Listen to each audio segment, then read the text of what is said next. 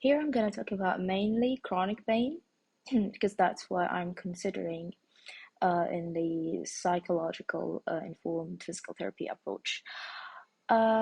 So we're going to define that pain as the International Association study of a study for pain defines pain as unpleasant sensory, emotional experience.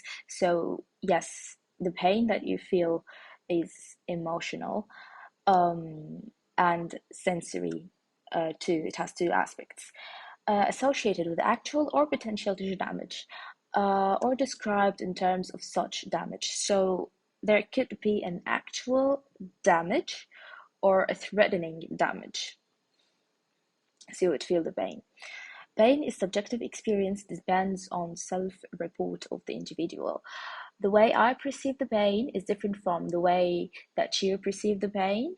It's kind of subjective experience. Everyone perceive it in a certain way that is different from person to person. So certain guidelines suggest that pain persisting beyond 3 to 6 months time window is considered chronic pain. Chronic pain has been recognized as the leading cause of long-term disability in the working-age American population, and it's also estimated between 20 to 35 adults experience of chronic pain. So that's a pretty large number when we talk about.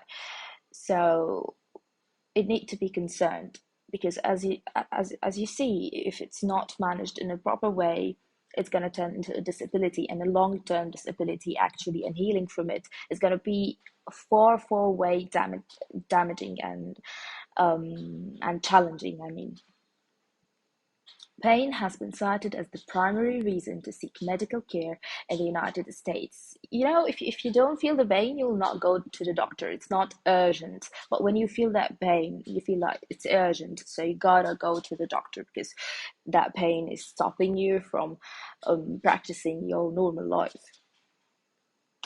Yeah, and how do we feel the pain?